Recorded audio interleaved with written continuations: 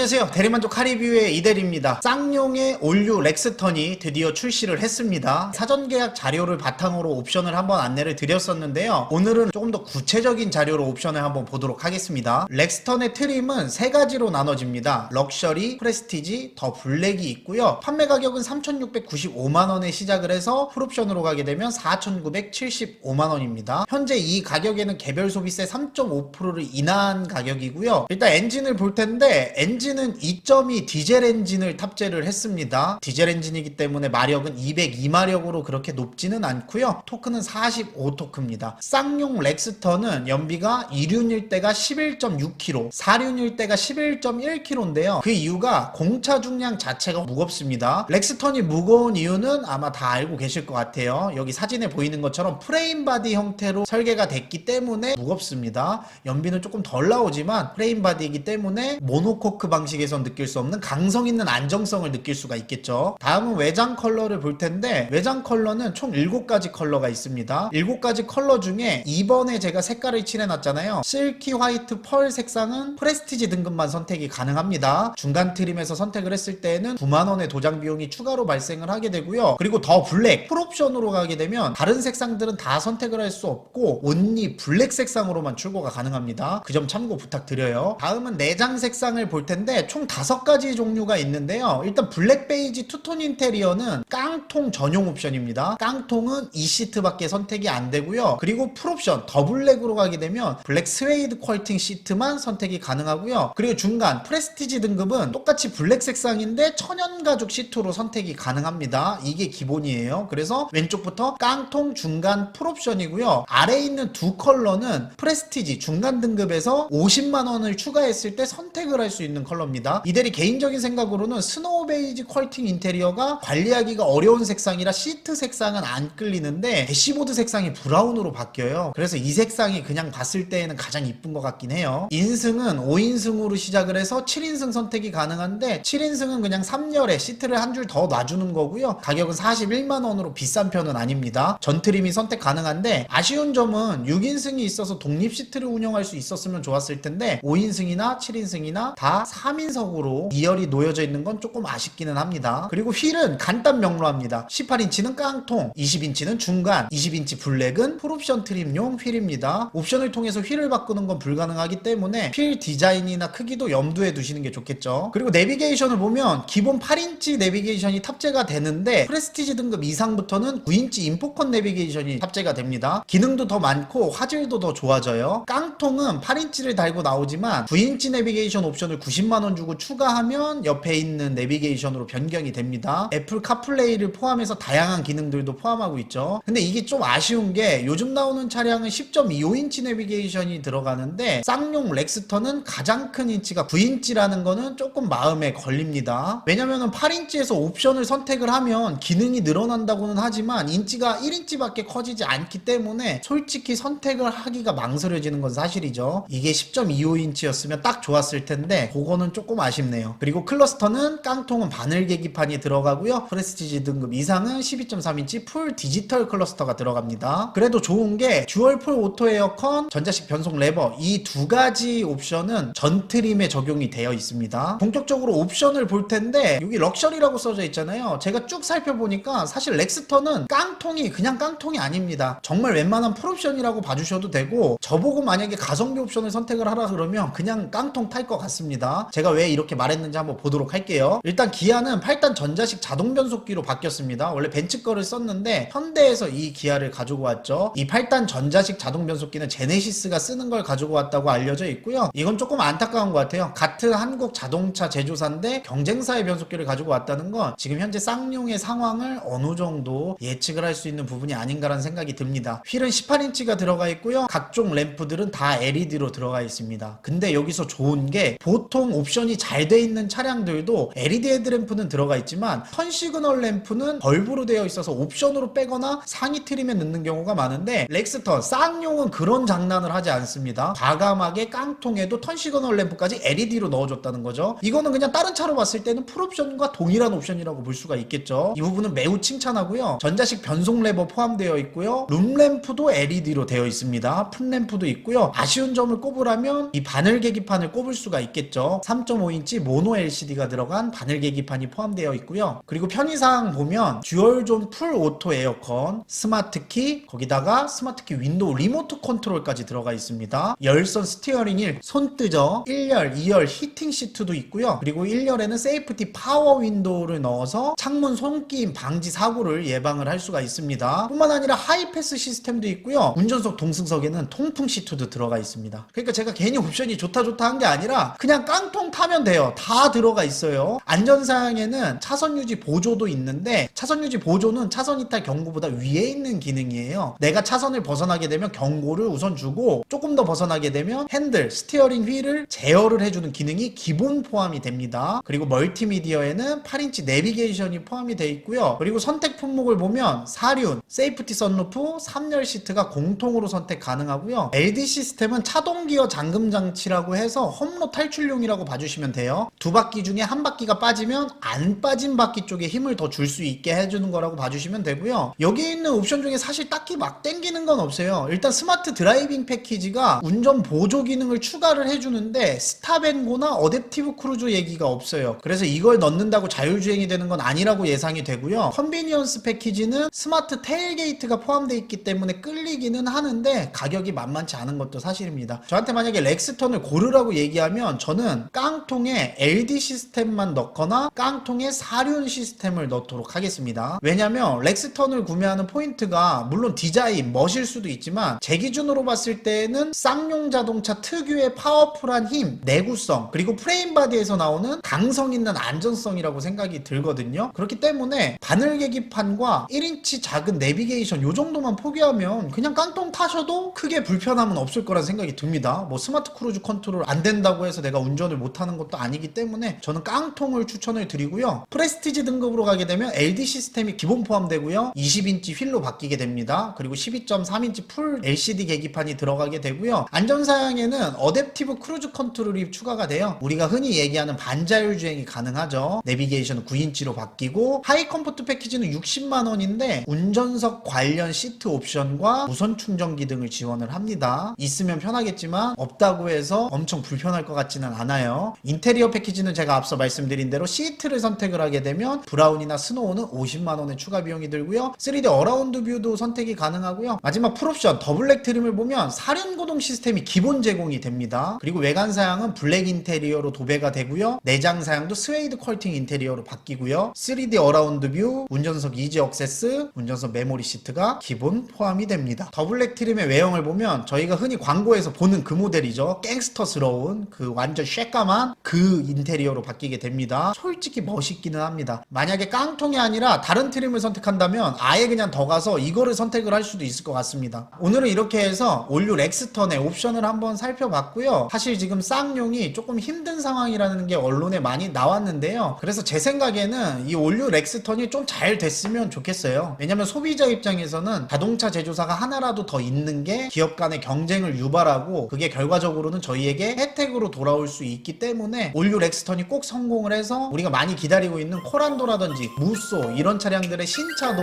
꼭 봤으면 좋겠습니다. 오늘 저는 여기까지 해서 마무리 짓도록 하고요. 다음에 또 뵙도록 하겠습니다. 안녕.